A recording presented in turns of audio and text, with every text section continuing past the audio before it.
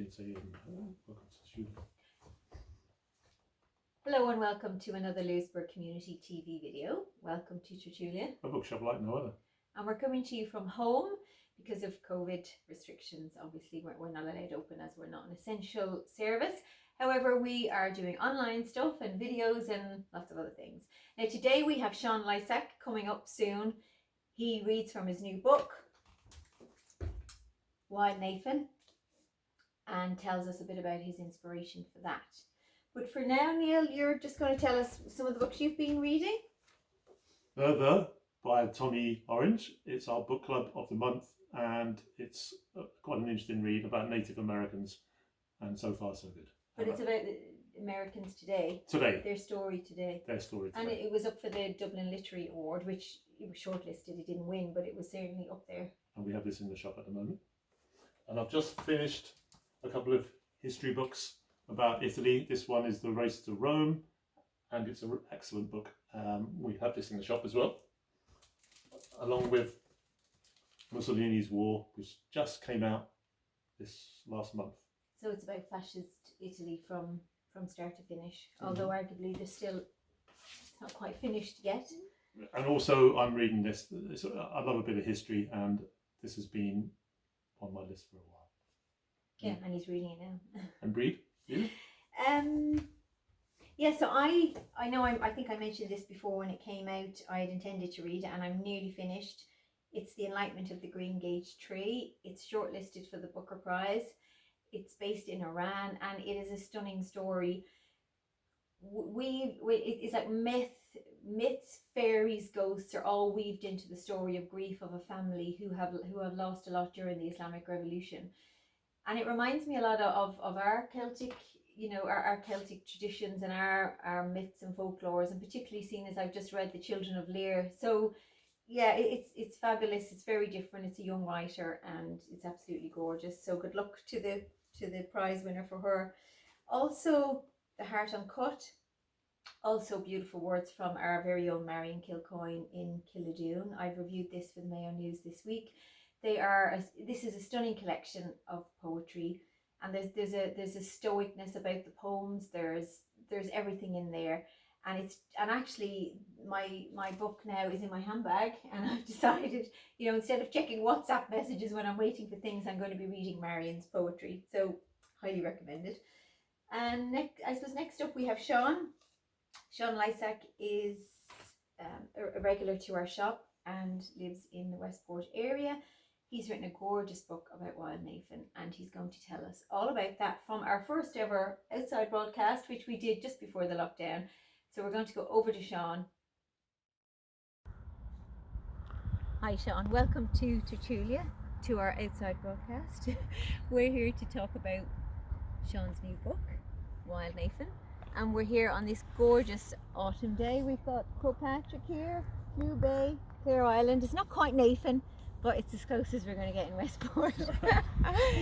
So, Sean, you're going to tell us a bit about the book. I suppose what I've read so far is your fascination with what has become the national park in the Nephin Valley Croy region. But the book is about more than just the nature. It's about the history of the area, the social side of it. It really is fascinating. So just to tell us why you felt you had to write this book at this point in time, what it was that called to you. Now I know we've got some of your other books, Eagle County, which was written, you said it's a summer journey of the trails of eagles. This is more a winter journey, which as we're coming into winter is quite appropriate. And some of your other poetry we stock in the shop, but we have a few of them, but Eris is another one. So a lot about Mayo there. So yeah, I'll go on and let you talk about why this book. I guess the book really has its origins 26 years ago, when my wife and I, we were living in Dublin at the time, and we went on holiday to the west, and we came to Sligo, and then we went on a drive from Sligo right down to Westport, and we crossed the Bog of Eris, and we came down through Ballycroy down towards Mulranny, and there was some lovely spring weather, and we were just completely captivated by the Mayo landscape. So it really goes back to 1994, when just shortly after that holiday, actually, a job came up in Castlebar, and I applied for it, and I got it at the what was then the RTC, the Regional Technical College. So we moved to Mayo, and ever since then, you know, I've been interested in, particularly in North Mayo, and in the rivers, the bogs, the mountains.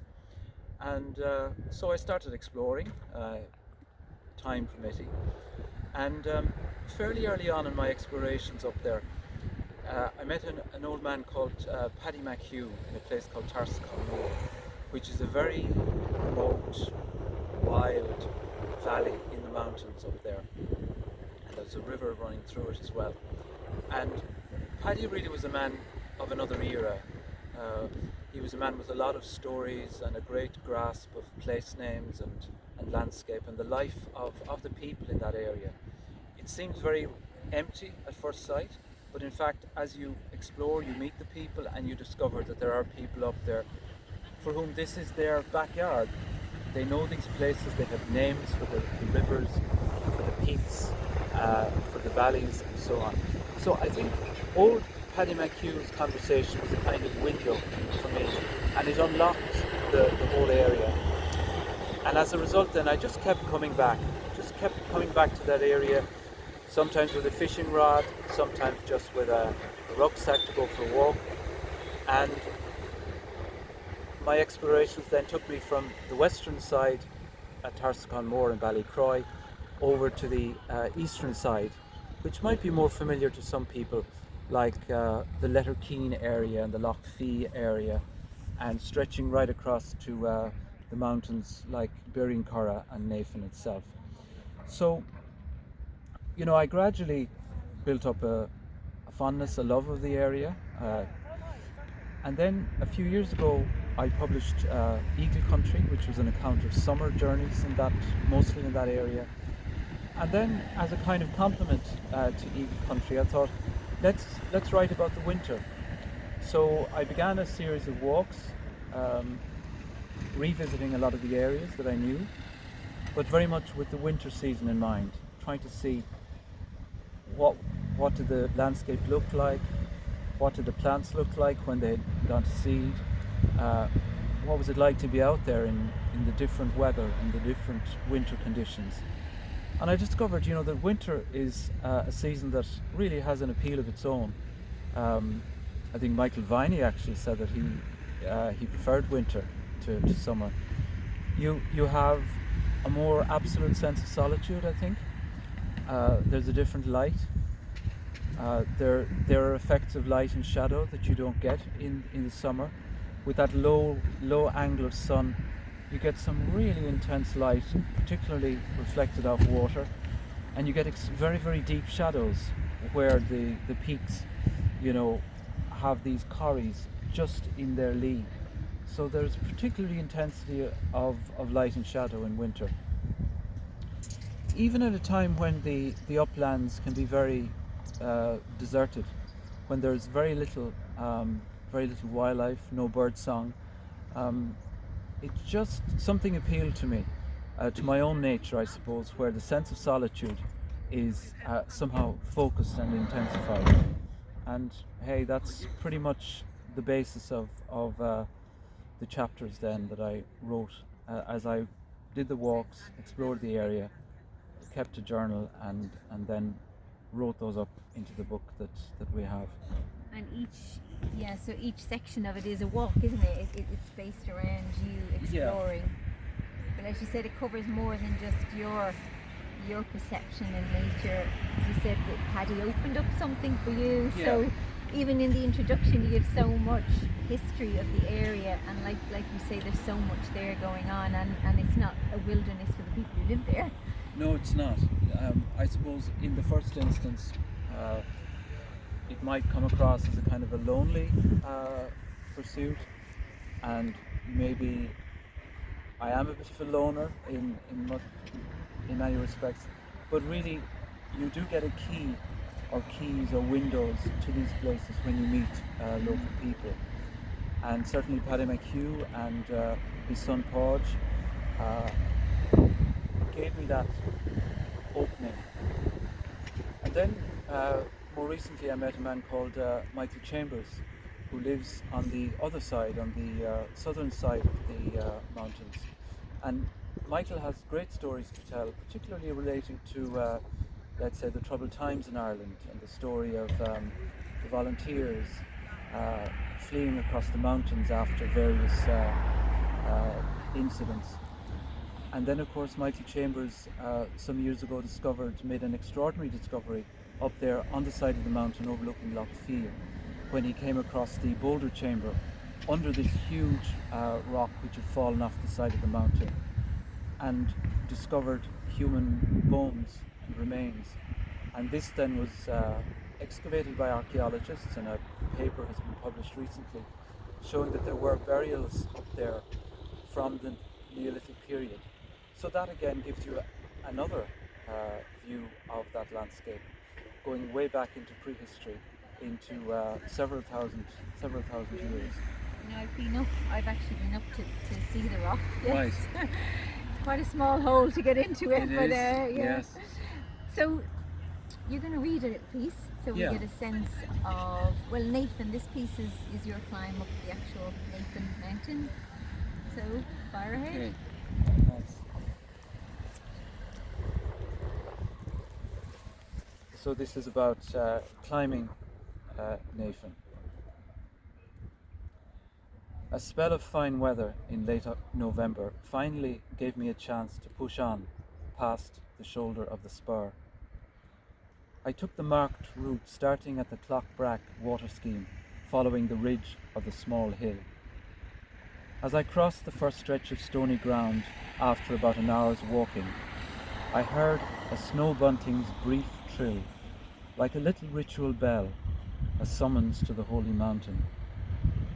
By the time I got to the narrow ridge separating the two valleys, I was fully embraced by the higher mountain sides and their broad falls of scree. On this stony terrain, vegetation was flattened and stunted, with bearberry forced to crawl prostrate to avoid the elements. At 500 metres, I saw Glen Nephin as a bright floor of green and brown quilting. Beltra Loch was farther off, a platter of glare suspended in a velvet haze. As time is precious on these short winter days, I was mindful of my turnaround deadline of 1 o'clock. I had an hour left as I made the last section of the ascent, counting the white sticks that some generous, thoughtful people had put there a couple of years earlier. Those fine lines at 70-metre intervals served me as a way and mind marker. Just keep moving, don't turn back now. 4 more and you'll be at the rim of the plateau. 3 ravens quartered the high rim of the glen, pronking and tumbling to underline their ownership of these spaces. I checked each of them with my binoculars, hoping for an eagle to take shape among them. I've done this thousands of times in the Mayo Mountains for thousands of ravens, hoodies and gulls. And 3 eagles. 2 sea eagles on separate occasions at Letterkeene, and that unexpected, thrilling golden eagle in Glenlara last December. 3 observations to add to a scant chronicle of their presence in wild Nephin. And then I am at the last marker, eye level with the tabletop. White zeppelins of cloud block the space for a few moments and then pass on. Distance is misted over, but I have a clear sight across stony rubble to a few low cairns of quartzite. The first of these is topped with a slab of bright quartz, and there to my right, nearer and more convenient than expected, is the concrete plinth of the trig point, marking the top at 806 metres. There's still some drifted snow on the ground from a few days earlier, with the footprints of other walkers. This terrain is also densely marked by stone formations, circles and spirals, as if in homage to Andy Goldsworthy, and faint traces of a few names subsiding into the overgrowth of moss. A partly collapsed curved section of wall shelters a makeshift stone bench in its arc. Just enough for a brief rest, or an invitation to a brave camper to pitch a tent here on a night in summer. I'm still busy with my camera phone, mindful of my schedule as I approach the trig point and its tattered scrap of braid in the county colours. Then I step round it and my spirit nearly falls out through my eyes. I have blundered to the edge of a gulf so profound that the mind stopped, as Nan Shepherd wrote of a similar moment in the Cairngorms. The great corrie of Fionn's chair is there at my feet. If a gust of wind shouldered me off this ledge, I could roll and slide for 1,000 feet before the slope eased. My senses are in a rush to find their scale, like that moment in a film when a camera moves across a rooftop and then discovers the fall to street level hundreds of feet down. I look again at my phone and hesitate before taking a photograph. The display shows the name of someone I shared a life with many years ago. In the same combination, I glimpse a complete fetch of altitude and a reckoning of my years. I take a couple of quick snaps of the abyss and back away. Something in the device knows about me. The screen prompt says, try saying, take a selfie. Whatever intelligence this is, geolocation, or some algorithm that has processed my panoramic shots, I decline, as if I were beyond vanity here, if no vanity had compelled me to come here in the first place. I mark the occasion instead by going back to the rough shelter where I sit down and pour some hot tea from a flask. In the clear spaces among the snow, just beyond my boots, a tight carpet of sedges and grass is coloured like golden tweed. Thanks, Sean. Gorgeous. Makes me want to go up there again, which I will have to go one of these days soon. And this is Sean Lysaght's book, Wild Nephin, and we've just been hearing from Sean from his gorgeous book. Thanks, Thank you, Sean. Sean. Lovely Thanks to very see you outside the shop. And that's kind of it for this week. We are doing a few things. When we open on the 1st of December, we are planning to do something called personal shopping. So we're going to offer the shop to people who want to come for a private viewing of the shop. We could say a private shopping experience. So you can book a slot by emailing us, and they will be in the mornings and evenings, and you have the shop to yourself. You'll have tea and coffee, hot chocolate, whatever, and you can have the run of the shop. Bring your auntie or granny or whoever, and you can all just have the shop to yourself, because I think that's quite important for some people who who don't want to be in crowded shops during the Christmas shopping. And check us out online and on social media. So talk to you again. Bye bye. Bye bye.